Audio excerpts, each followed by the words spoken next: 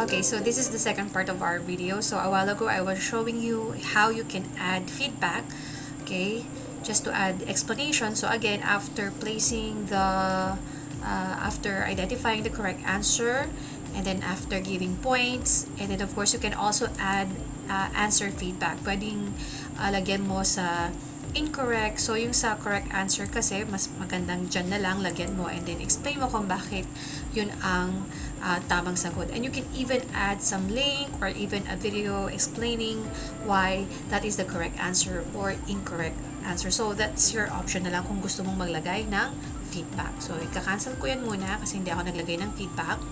Another way is, so mag-add ulit tayo. Okay, this time multiple choice ulit. Para mas madali, okay, kung meron ka ng mga nakatype na mga questions, multiple choice questions, dapat nakatype silang ganito. Kasi mas madaling mag-paste doon sa Google Forms. So, una muna, you copy the question. So, select and then right-click, copy, and then go back to the form. And then dito, i-paste mo na lang. So, question number 2 na to. And then for the choices, instead na i-copy mo, basta nakatype yung mga choices ng ganito pa vertical, mas madali siyang i-paste at naka-arrange ka agad. So right-click, copy, and then go back again. So dito sa option 1, tingnan nyo, pag pinis ko, automatic, i-adjust niya. So mas maganda kapag yung mga test item banks ninyo na gusto nyong gamitin for as questions, dapat nakatype ng ganun. Mas madali silang i-paste ngayon. So, multiple choice again required. Lagyan natin ng answer key. 1 point. Ang tamang sagot dito would be, tama ito, tapos done. Yan. So, ito yung multiple choice. Ngayon, meron pa tayong mga iba't ibang questions dito. So, let's say, for example, nag-add ulit ako. Meron tayo ditong, okay, drop down, okay, or paragraph, yan, or check boxes, okay. Pwede bang magkaroon sila ng multiple na answer pag multiple choice? Pwede bang may dalawang? Pwede actually po. So, try po natin dito, multiple choice. Okay, ulit. Number 3, which one?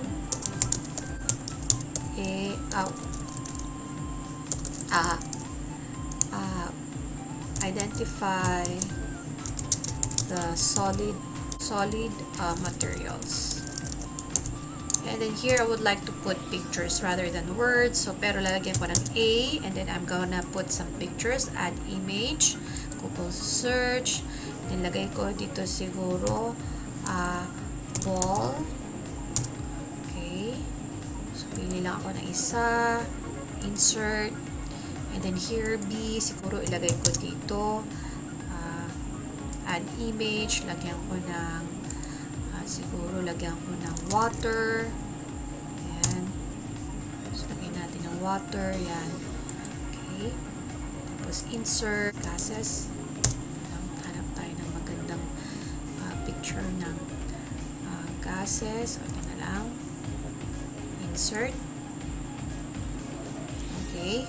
And then here, may dalawang tamang sagot which are the ball and the pencil. So, required natin ulit yan. Punta tayo sa answer key. And then here, select natin si ball as correct answer at saka si pencil. And then, how many points? Pwedeng 1 point, pwedeng 2 points. Nasa sa'yo na yan. So, lagyan natin ng 2 points kasi dalawa yung sagot. Okay, and click done. Okay, so pwede ang multiple answer. Okay, pwedeng dalawang tamang sagot, depende kung ilan ang nilagay mong tamang sagot sa multiple choice. Ngayon, this is isa pang what if you want your students to upload a file as an answer? So, pakita ko sa inyo ang dapat nyong i-consider. So, click add question ulit. Okay, here, going to choose, okay, itong add file upload. So, dito sa file upload, okay, you have to consider kung yung files kasi na i-upload na sagot ng bata is malalagay sa Google Drive mo. So, make sure na may tamang memory yung iyong Google Drive. Okay? For DepEd user kasi, unlimited tayo, kaya walang problema. So, click natin ang continue. So, let's say for example, mag-a-attach yung mga estudyante mo ng sagot at ang sagot nila ay in a form of a picture or maybe sinulat nila sa papel at i-upload nila, pwedeng-pwede naman yun. So, here, let's say for example, Question number 4, upload a picture of an animal. So, yun yung number 4. Here, you have to be, allow only specific file types. Okay, yes. Okay, kasi ang i-upload lang nila ay, of course, image. Yan. So, para hindi sila mag-upload ng kung ano-ano dyan. Kung picture naman yung file type, okay, image. And then, ilang files ang kaya nilang pwedeng upload? Isa lang. And then, ano yung maximum file size? Okay? So, ano yung maximum file size?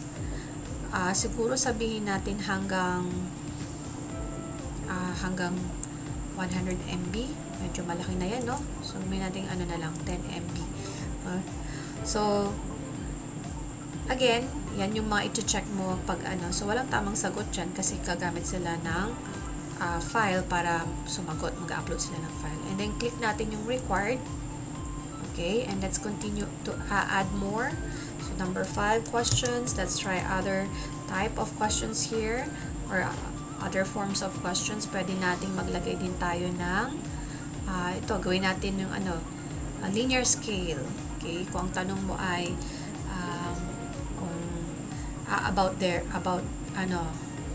about something na kailangan ng scale or kailangan ng rate. So, let's say for example, rate your feelings. Rate your feelings. Rate your feelings. Now, diba? So, 1 as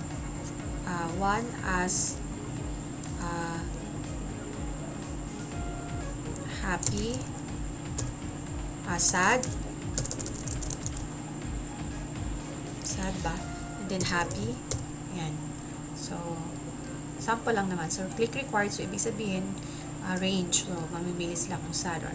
And then, okay lang yan. So, walang tamang sagot naman dyan kasi subjective. So, these are the different types of questions. So, kung nagkamali ka, nakapag-add ka ng question like this one, you see this? So, ibig sabihin, pwede kang mag-delete.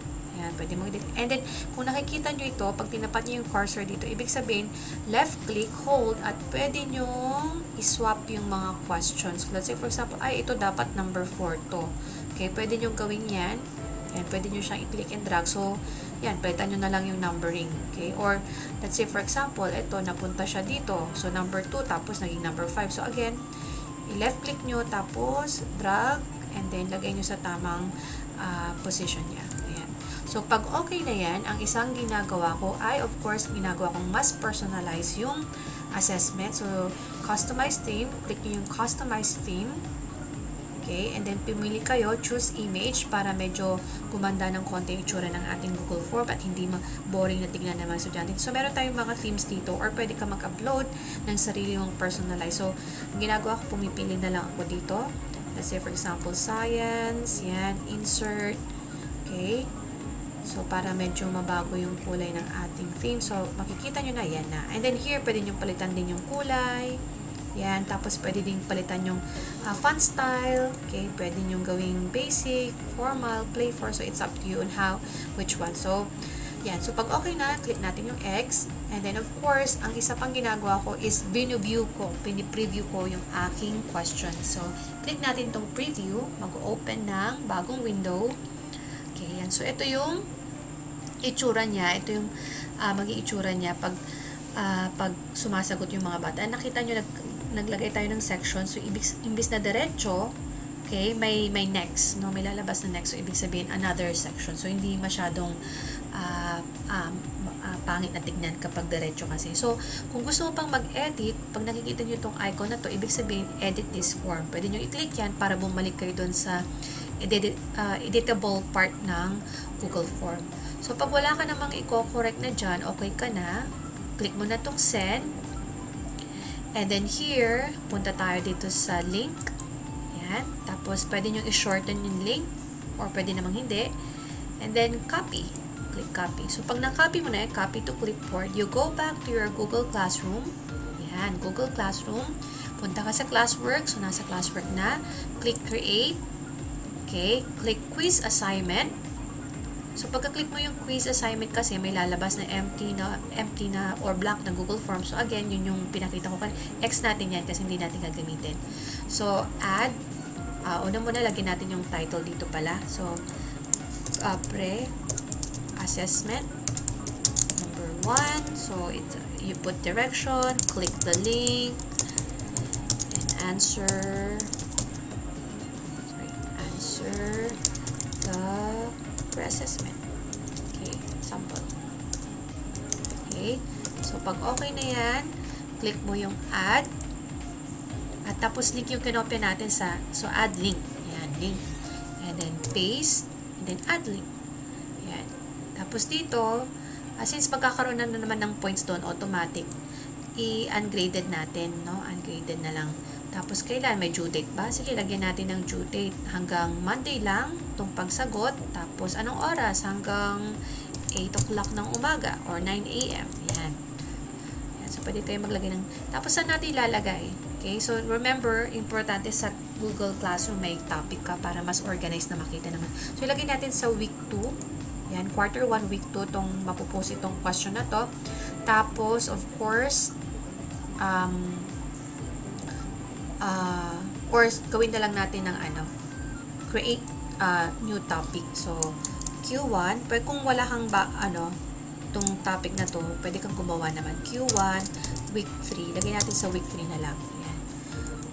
Tapos, pag okay na yan, tinype naman kasi natin, pwede mong schedule yung paglabas ng assessment kung gusto mo. Let's say, for example, i-post mo siya ngayon, pero ilalabas niya click ko yung schedule. Mamili ka kung Monday or Thursday. So, it's up to you if you want to schedule it. Pero ayokong schedule, i-assign ko kaagad para makita kaagad ng estudyante ko. So, click yung assign. Okay. So, magpa-process na yan. Hintayin natin yan. Automatic. So, gumawa tayo ng topic kanina. And then, nakapost siya dito sa nakapost yung pre-assessment natin number 1 sa question 1 week 3. So, mas madali na lang ngayon na mag-view ng mga bata. Now, I'm going to show you how you can view or check your students' response here. So, lahat ng ginawa nyo, lahat na ginawa mo sa Google Form or sa ibang Google Drive apps, mapupunta yan sa Google Drive mo. So, ipapakita ko kung ano yung magiging itsura niya kapag yung mga estudyante ang sumagot. Okay, so nakasign in ako ngayon as a student. So, ito yung magiging itsura or viewing ng mga bata. So, punta sila sa classwork para masagutan yung pinost na quiz. So, ito yon pre-assessment. Click nila yan. And then, click lang nila yung link. So, new window, bagong window. So, ito yung viewing ng bata ngayon. So, pwede nyo nang sagutan. Lalagay nila yung email nila. Aleph Kerensky. Copy na lang natin yun dito. Aleph Kerensky @gmail.com kasi required natin yan. Tapos yung pangalan nila dito.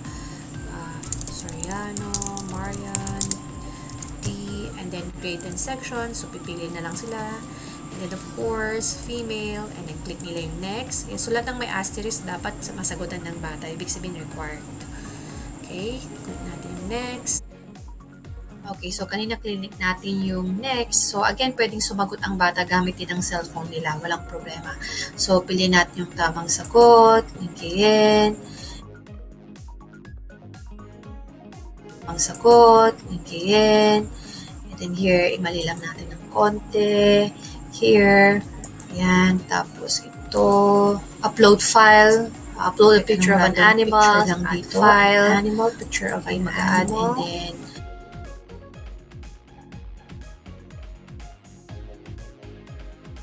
sample lang naman. Imagine nyo, ganito yung pagsagot ng bata. Sasagot ko. Kunwari yan. So, na-upload na. And then, of course, yung bata, i-click niya yung submit. So, yan. So, na-upload na. And then, of course, submit.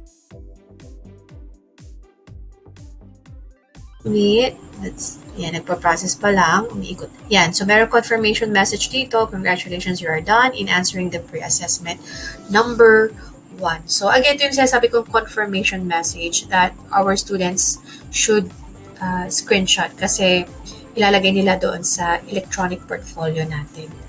If you have your electronic portfolio and you want to consider this as their evidence that they answered, okay, so pwede nilang screenshot ito. And then of course, kapag tapos nang sumagot yung bata, ang gagawin niya is babalik siya dun sa Google Classroom niya. Okay, babalik siya sa Google Classroom. Sorry for that. So ito yung Google Classroom niya. So since tapos na siyang sumagot, kiklik niya yung View Assignment at ilalagay niya dito, Mark as done. Wala siyang i-attach kasi tapos na siyang sumagot. So Mark as done. Okay? So, ibig sabihin, ikaw na teacher, makikita mo na tapos nang sumagot yung estudyante mo. Okay, so since tapos na, let's say for example, tapos you na can yung mga also batang check, sumagot okay, sa quiz assignment. In order for you to view their answers, okay, there are two ways. You can go to your Google Drive kasi lahat ng mga ginagawa mo mapupunta sa Google Drive mo. So, as you can see, andito yung Google Form. Or, you can open your Google Classroom and go to Classwork and then you click the link. Okay, click mo yung link ng quiz assignment. Tapos pagka-click mo yun, a new window will open and then of course, pag nakita mo itong pencil, itong icon na to, edit this form, so click mo yan para magbubukas yung editable part ng Google Form. Okay, so X ko lang to. So here nasa edit form ng Google Form. So makikita nyo, pwede nyo i-click yung responses. And as I can see here, merong nag-response na isa. So dito mo makikita yung sagot. Ayan. Yung score ng bata. So nakalagay na. And then here, makikita mo din kung ilang section ang sumagot, sino ang mas maraming sumagot na section, and so forth. So yun yung sa summary. Pwede mo din makita as per question. Ayan. And then of course, pwede din as individual. Okay? At ang kagandahan dito ay, pagtapos na silang nakapag-response, pwede mong actually i-release yung kanilang score. So ito, click mo lang tong release score. Yan, pwede mong gawin yan. Kung marami ka pang mga estudyante dito na nakalista, pwede mong i-select din kung sino lang ang pwede nilang makita. So, release mo yung score. Pagka-click mo yan, pwede kang maglagay ng message. Please study more. So, sample lang naman. So, you can give feedback. So, sa performance ng bata. Okay? So, mamili ka all respondents ba? Hindi. Piling ko lang isa lang naman yung sumagot dito. So, pwedeng mamili ka kung sino ang pagbibigyan mo ng kanilang score. So, send email. So, mapupunta at makikita nila sa email nila yung kanilang score. And of course, if you want to have a copy of this in Microsoft Excel or in Google Sheets, you see this one here. You click this, means create spreadsheet. And then click create.